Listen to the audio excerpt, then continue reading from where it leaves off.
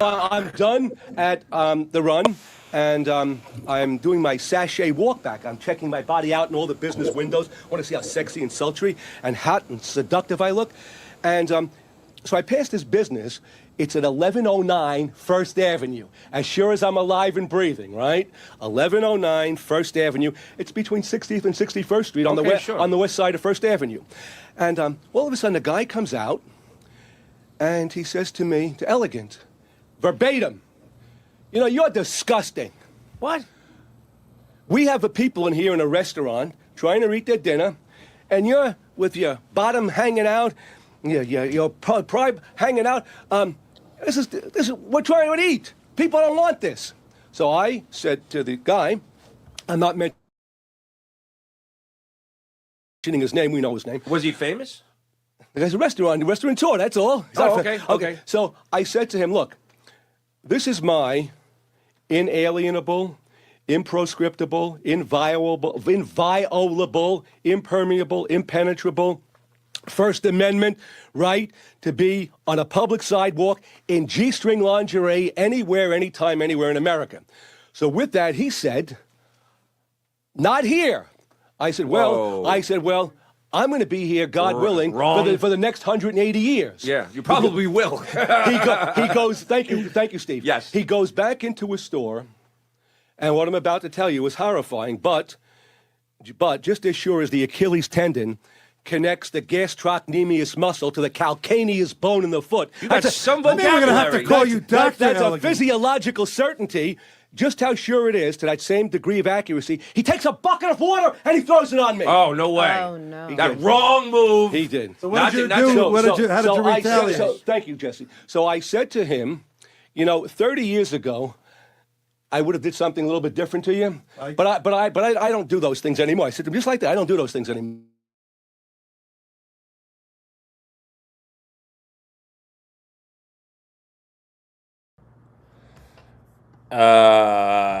Yeah. Oh, why is everything I do a journey? Nothing ever in my life has been handed to me that's easy. Nothing. Let's turn this bad boy around. Yeah. Well, it doesn't make a difference. I'm here. And I'm like, not an hour late. What are you doing? Bacon, Oscar, thank you for... Oh, okay, so if I want to make him a mediator, copy, comment, block user, I need someone to be able to do all this shit. Played, unplayed, super tips is up.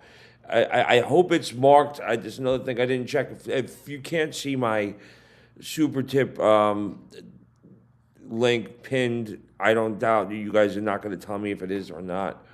Anyway, well, welcome to my really cool apartment. And Friday night, Joe at... So I'm done. Well, Joe, where is it? So, all right, I'm doing a tribute tonight. Here we go. I am doing a tribute tonight to the very beginning of the podcast network that has started. And I started this a long time ago with a really good friend of mine. We're going to call him Joe Meathook. I met him on the set of Private Parts. I had no idea what it was like to work on a movie. I had no idea what I was getting myself into. I was supposed to be Howard Stern's assistant, and thank God I wasn't, because I was Jodie Foster's assistant on The Brave One, and this was years after my extensive knowledge of working on movie sets really sort of kicked into play. But Joe Aspromonte worked with me on Private Parts, and he was already a seasoned PA. He was brought in from Los Angeles, from the first AD, Richard Graves, and I did not know what I was getting into. Thank God I wasn't Howard's assistant. A first-team PA, which is technically the talent assistant, has to know scheduling between wardrobe and hair and makeup and this and that and the director and when they're on set and when they're all point. I didn't know any of that. Hold on. Now my shit's acting weird. Give me a second. Okay, so when you get on a movie set, I did the radio show from 6 a.m. to 10 a.m. and then we went and shot the movie. I got hired as a PA, and I was a must hire, and must hires are just really the most hated person on set because 9 out of 10 PAs had to go and wait 6 months in an office before they even got a chance to put their feet on a set. I was thrust past the front of the line and got on there, and there was a lot of resentment from most of the PAs because I was Howard's guy and I don't know what I'm doing and I'm on set. And when you get there, you get a headset, and walkie communication is key when you're on a movie. It means everything and it's another language you have to learn. What this means, what that means, it's all culminates into the fact that you are working on a movie. Shit, motherfucker. Anyway, how do I get back on Super Tips? I just lost that. And okay, so my boy's coming on here so I just had this whole thing set up and now it's gone. Where do I have to go to get back to Super Tips? Where did I start?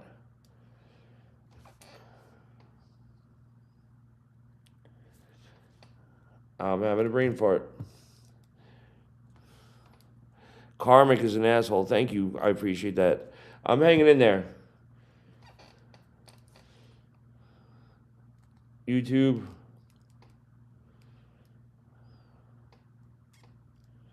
All right.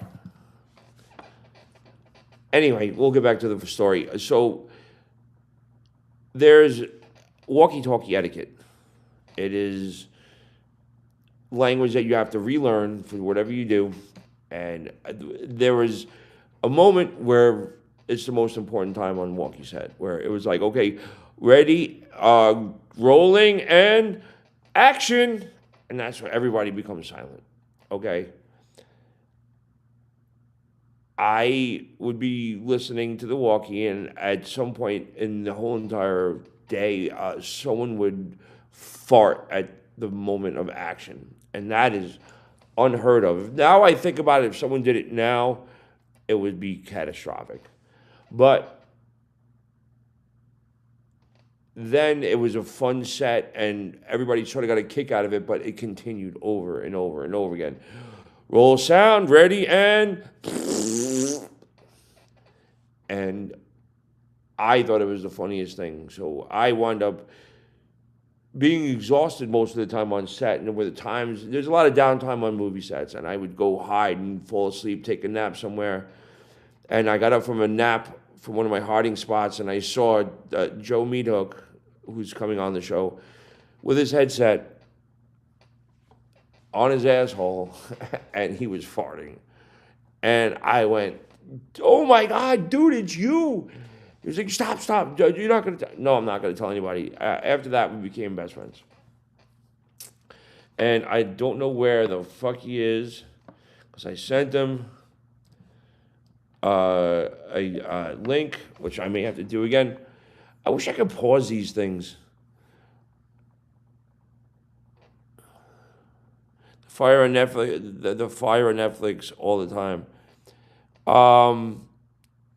All right, hold on a second. Super Tips. How did I get to Super Tips on my fucking phone?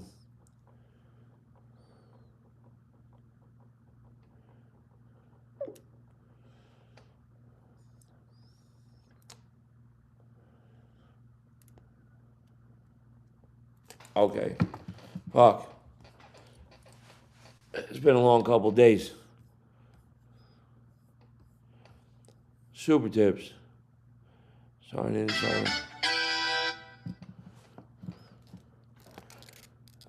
All right. I'm going to come back.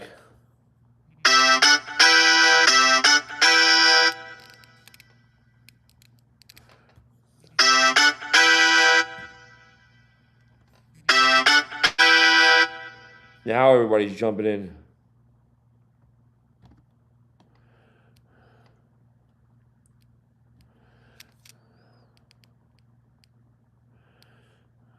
God bless Nasty Meal.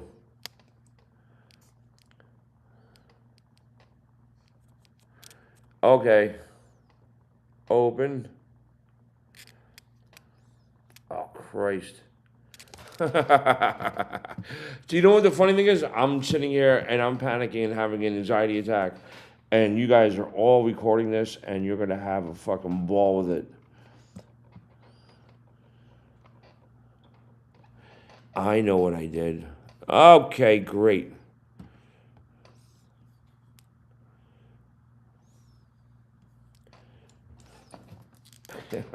I'm done with this. I'm going to come back.